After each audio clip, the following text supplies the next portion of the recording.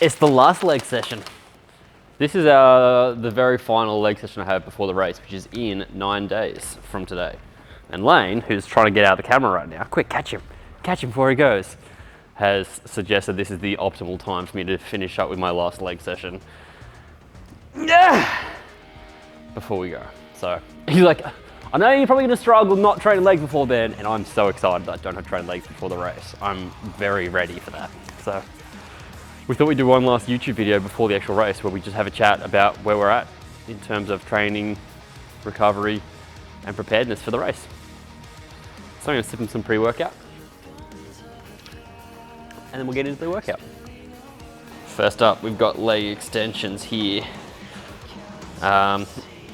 I've chosen the leg day that had the most amount of volume here, as we still are 9 days out from the race.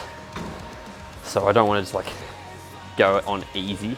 We're still trying to keep the intensity high. That's the same thing with the runs. One of the things Lane said was on our runs now, while we're tapering down, we still need to keep the intensity high, and we have. Super stoked with the run we did in the weekend. I got like my half marathon PB. So we're still keeping our speeds high, intensity high, we're just lowering the volume slightly.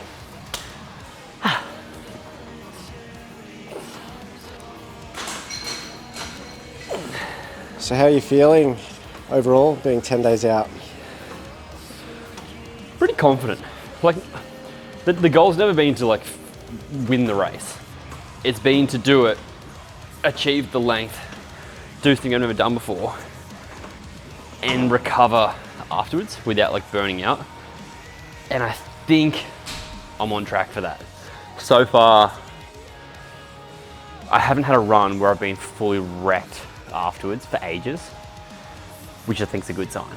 I've still been able to like, I haven't skipped workouts, I haven't skipped any runs, which probably means like one, it's on Lane's coaching.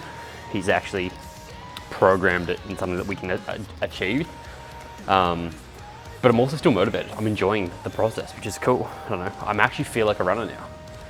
Do you think it's helped having Lee do it with you? Yeah, we were saying that the other day heaps. Having like, doing it together, the amount of time we're having to spend running, I wouldn't have been able to do, or I would have been able to, but I wouldn't have enjoyed the process. Whereas now it's like hanging out, catching up. And we've got a few friends that have come along for runs. You and I have gone for runs, like the midweek stuff where it's like 9K here or a 10K here. I've got a few other friends that have joined, which has made it way easier to stick to the program because I'm just hanging out with people, which, yeah, if you can find someone to run with you, it's a game changer. Hey Lane. Yo. How Do a are you? backflip. Nice! Well, these haven't gotten easier. Speaking of things getting easier, Yeah. what have been some of the struggles you've come across? I'll tell you what, right now, while I'm doing this, actually being able to answer while doing the exercises is probably testament of just 5 months of running and talking. My ability to talk while doing exercises has increased. What was the question? Struggling. Right, look, Remembering like right things. now. That's the hard part. No, like, was there any, like, what's the biggest struggles you went through, like, training-wise? My I suppose even biggest mental- struggle has Even been mental. food. 'Cause Food is where I've struggled the most, is consistency in eating. I had a period where I dropped weight, where my goal, and with the amount of like calories that Lane programmed in for me, was supposed to kind of help me maintain with the amount of volume I was doing.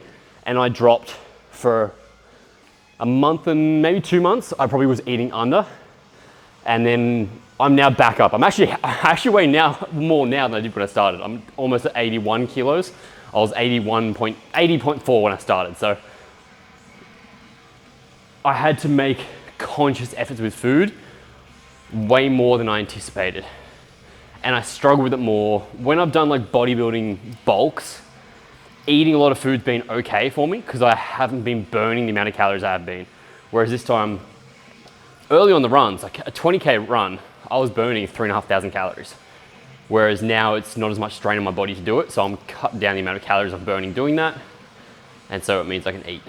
Does that make sense? Yeah. Surprisingly. Yeah. Over time, the fitter I've gotten, the less effort it's taken to do a longer run. Therefore, I haven't needed to replenish the calories as much. And so I'm finding it easier to eat the right amount of calories now versus how much I'm expending. That makes sense. We just, after having that conversation, we've come across to just get Lane's thoughts on this one, because I was trying to explain, like, does that make sense to you as well, that how this has worked? And Lane was saying, no. That is the weirdest lead in. I was saying no because the numbers you thought were very different. But yes, you get better at, you burn less calories for doing the same or similar activity the better you get at the activity. And that's partially physiological and partially skill-based. Obviously, we know that chess players are frequently used as an example of how much energy they use during a chess match. But anytime we're learning and executing a new skill, our brain does require more calories. It requires more energy to engage in those behaviors. If anyone's ever learnt a new skill, you'll know that when you start out at it, it's quite mentally fatiguing. The better you get at it, you think about it less and less. So I was just saying to the guys that you will burn less, you'll use less calories because you're getting better at the skill. When you first start, you suck. You use a lot more energy to do the same thing, because we were just chatting through, Nate's Apple Fitness, Garmin, Strava, calorie burn situations and explaining what that's actually made up of, BMR, all that kind of stuff. So saying as well here, because I'm just looking at on Strava some of my runs. So like the last almost exactly 21.2 Ks, and this one was 21.5 Ks we did on the weekend. The last time we did run this distance, average pace was 8:32. Mm-hmm. The average pace for this one was 7 minutes. So in 2 months, we've increased dramatically, same elevation as well, 100 meters difference to be able to do that. But it says burn the same amount of calories. Yeah. So it just means that clearly we can do a lot faster, a lot fitter, but without having to exert that much more. Yep. Which is an indication of fitness. Yeah, absolutely. It's a great indication of progress. And the time thing is obviously irrefutable. A minute and a half average quicker per K is just astronomical and such great improvement in that kind of space of time. I wish Lee was here for this, because I'd like to ask him this question, because there's been a few... Sorry, the way you said that made it sound like he'd passed on to the next life. RIP. I wish Lee was here in this room right now with us while we talk about this, because I would love to hear his thoughts on this, because there's been a few times lately he said that towards the end of our runs, and as I said, Lane's been like, I need you to keep the intensity up, don't drop back on anything, go as hard as you have the whole time, just because you're doing less volume. Whereas Lee's struggled with the intensity, because I have been keeping the intensity quite high. The last few Ks, I've been really pushing, being like, we can get faster, we can push a bit harder here, because of how I've been feeling, whereas I don't know if he's been feeling as comfortable pushing as I have, and that's going to be a really interesting thing come race day. I obviously plan on running with him. We're not doing separate races, we're going to run together, but I'll be interested to see how he fares in that versus how I fare in times. Yeah, I think your rebound will be a lot bigger from your deload because of the reduction in weight volume as well. Like you've got your overall collective volume, although you've run the same, he's actually run a tiny bit more than you, but your weight training has made your overall weekly volume so much higher than his, so your taper is going to come down and probably expose a much higher level of fitness, so it'll be really cool to see. Yeah, that's so true. He hasn't done any weights for the past 10 to 12 months. But like he actually did, like, I think he did 4 weight sessions and 3 of them with me. Yeah. And so to see now, that week of the extra how many thousand calories I'm getting out of weights. Yeah, and because a lot of your, especially your leg-based weight training is designed to either pre-fatigue you for a run or to contribute to skill-specific stuff. Step up, single leg work. So all of that work that you've been doing, you've been taking that fatigue into your runs. So let's just, for people who haven't done exercise science, just say, you start your week with 10 out of 10 battery, right? Lee's going into the start of his week with hypothetical 10 out of 10 battery. You're going into your runs with 7.6 because you've already used up that energy with your weight training, and then you're going in with that level of fatigue already. So oftentimes with hybrid guys like yourself, we see that taper and that deload expose crazy levels of fitness beyond what you'd ordinarily expect to see from just a regular deload. Because you're starting with, when I'm starting in an actual 10 out of 10, it's a much higher level of 10 out of 10 than he would be. Exactly right, because you haven't got that leg training. Like all of Fergus's times are insane when he does that proper deload. Shout out Fergus Crawley, my dude, who makes me look like a little bish when it comes to endurance. No, he doesn't. Oh, are you kidding? He makes me look like a little bish. He makes you look like a handsome bitch. Yeah, we're also about the same height, so whatever. I got some step ups to do. Thanks, Lane. No worries. Oh, this exercise gets me. So, why are you exercising again? Hello. Race day. Talk to me about it. What are you expecting?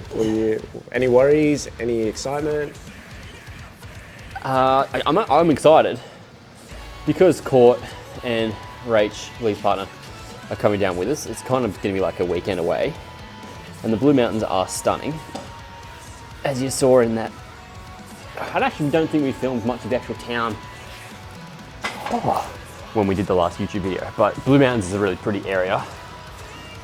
I don't know what to expect because there's like 9,000 people coming into town for that weekend because there's 4 different races. There's the 12K, 20K, 50K, 100K. We're doing the 50. So there'll be a lot of people around. So it could be busy and I don't love that. Race itself, we've looked at the map. It's very different to where Lee and I ran last time. We got it completely wrong. We ran the wrong direction, but that's okay. Similar sort of terrain. I think the differences between Lee and I on the race day are going to be elevation. It's 1,000 meters elevation more than we've ever done before. Our most elevation we've done is like 1,600 meters and it's like 2,500 meters elevation. I do think that's going to come to get Lee because he hasn't trained legs as consistently as I have. Like he's done a few leg sessions rather than doing them every week, and heaps of what I program in, like the box step ups. That's just to help build up that strength for elevation. And the steps to finish, that's going to be interesting. I was just saying when we didn't record this, but the temperature is the one thing I haven't been able to prepare for. We looked at like the average weather there. So it's currently 20 degrees here. Winter's definitely arrived. The Blue Mountains, it's like 7 degrees today. So it's gonna be a lot colder. And there's no way for me to train for that, of like running in the cold and being cold. And I don't know how that's gonna affect my performance. So that's the one real like unknown element for me that I don't know how to prepare for or what to expect. We've got jackets, we've got thermals, but I just don't know whether I'm gonna be like, am I gonna be sweating like I normally am, or I'm gonna be cold and shivering to start with? Who knows? I gotta do my hamstring curls. All right, so spoken about the race. What about post-race? How's that light change? Oh, that light is great. What do you mean post-race? Training plans after racing, after the ultra. Oh, what's the next goal? Yeah. Next goal. Listen to my knees crack here. Healthy. Post-race, I'm gonna get back into a bodybuilding phase. I'm gonna put a bit of weight back on, so gonna go into a bulk. You're gonna get bigger than Cade? Get bigger than Cade. Cade, come here for a second, please. Come stand next to me. What do you weigh? I've only got 30 kilos to put on.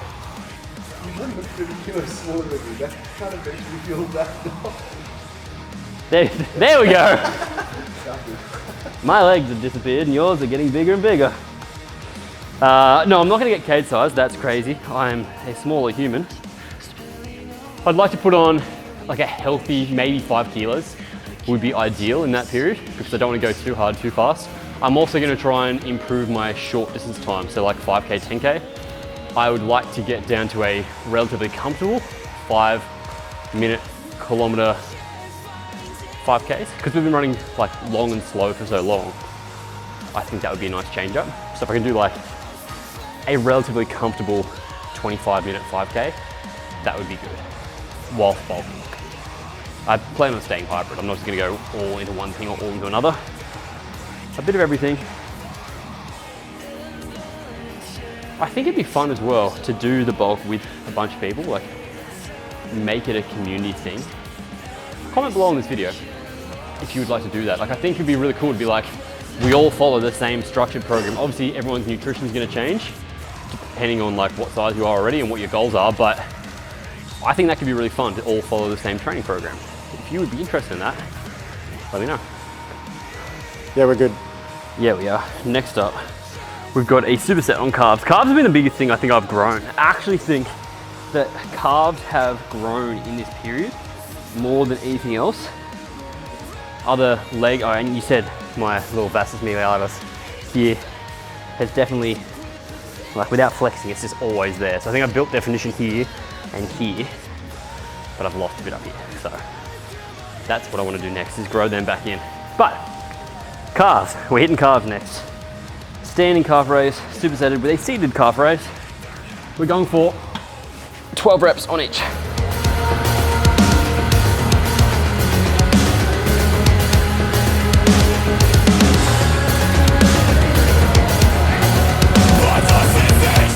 You've stayed, you haven't had any injuries through training or anything, have you? Way to curse me. Full of this. No. Touch wood. I actually haven't. Oh yeah, did I roll my ankle? Oh yeah. I rolled my ankle real bad. But I haven't had any like stop me from running injuries. That one. Hang on, let me finish this set.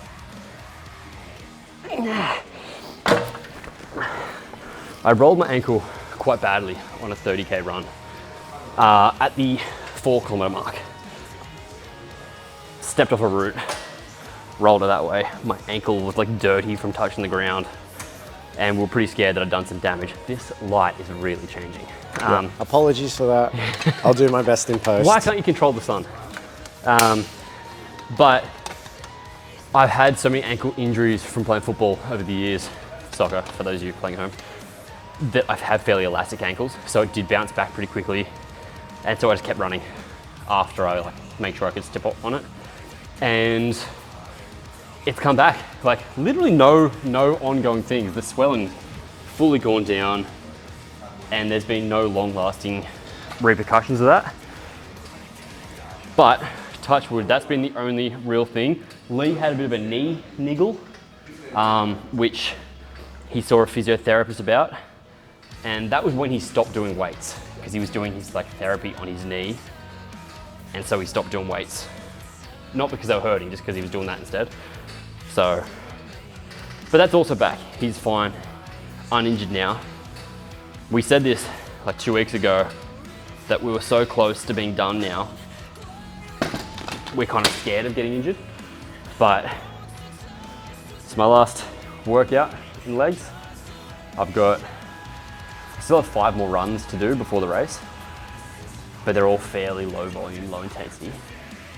So, touch wood, we're injury free. That's it, we're done. That's the final leg day finish, which is, honestly, as I said, the volume's so high at the moment that while it's hard at the time, I also recover so quickly. So feeling good, and I'm excited to have a week off training. So I've got 2 more sessions this week, and upper push, upper pull, and then completely finished, have a week off. I've got a few runs, but they are tapered down, and then race day. I'm gonna preface now. We are gonna film race day. I don't know what state I'll be. Obviously, I'll be filming my phone while running and doing that. So I'll try and be as consistent with it as I can, but my priority is the race and running well and looking after that. So I'll try and document as much as I can, but I'm just giving myself oh, there goes that light. Giving myself a little excuse if it's not as good. Having said that, you guys have been so positive. Thank you for everyone that's come on this journey. It has been so cool seeing everyone follow along and comment and be so encouraging. It's really, really cool, and it's inspiring me to do more of this sort of stuff. Not necessarily running, but challenge-based stuff and sharing with you guys on here. So that's it for today. I'll see you at the race. Bye.